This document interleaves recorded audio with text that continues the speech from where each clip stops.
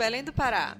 This is the city of the mango trees and the afternoon rain, but also of some great touristic attractions, like the one we're going to show you today, the Antônio Lemos Palace. It is located near the Vero Peso Market at the Dom Pedro II Square. So, come with me!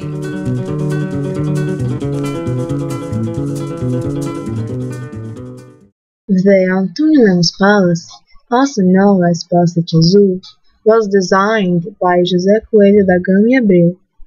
It is a neoclassical building built in 1868 up to 1883, and its main goal was to host the municipal government of Belém.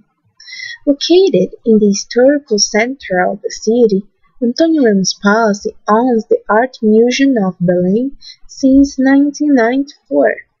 It holds European and Brazilian paintings and furniture from the period of Borracha and contemporary stuff.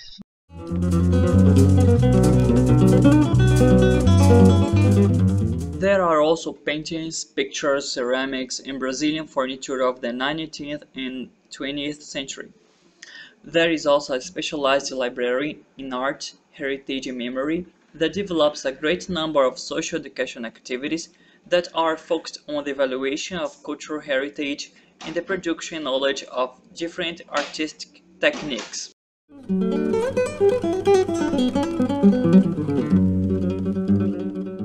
It has an exhibition rooms that pay tribute to an artist whose work is either in the collection nor a great value in the art scene. A Solemnity Auditorium, a visual art specialized library, museology and associated and the conservation and documentation divisions of museography and educational action. It is a must to visit Antônio Lemos Palace if you never come to Belém.